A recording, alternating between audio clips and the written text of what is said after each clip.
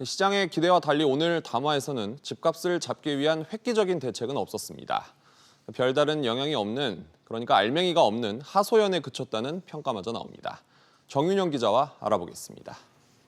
사실 최근 집값을 보면 정부 대책이 무색할 정도 아니겠습니까? 네, GTX 같은 이 교통 호재가 있는 지역과 재건축 단지 등의 매수세가 꾸준히 이어지면서 집값이 오르고 있는데요. 네. 지난주 기준 수도권 아파트 가격은 전주 대비 0.36% 올라 2012년 5월 이후 9년여 만에 최고 상승률을 기록했습니다.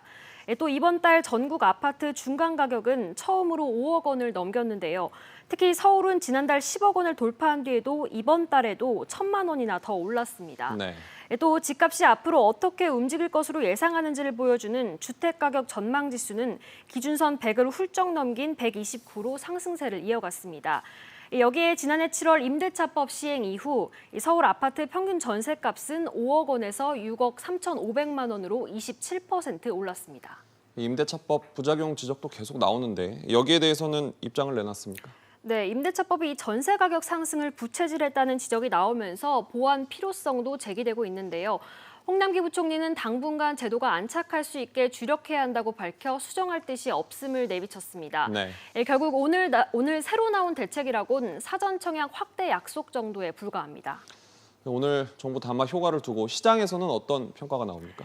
네, 이 최근 상황이 심각해서 다급하게 경고를 보냈는데 구체적 내용이 없다 보니 별다른 영향은 없을 것이란 분석이 나옵니다. 전문가 얘기 들어보시죠. 네.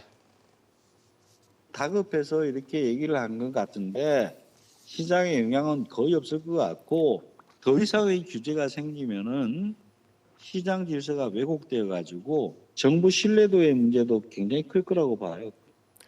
네, 그동안 서울 등 수도권의 부동산 시장을 안정시킬 만큼 충분한 주택 공급이 이루어지지 못했고 또 부동산 관련 세금 강화와 임대차법, 대출 규제 등 여러 정책의 부작용이 지적됐습니다. 네. 그럼에도 이에 대한 대안 제시가 나오지 않아 아쉽다는 평가가 많았습니다. 실망스러운 담화라는 평가군요. 네, 정윤영 기자였습니다.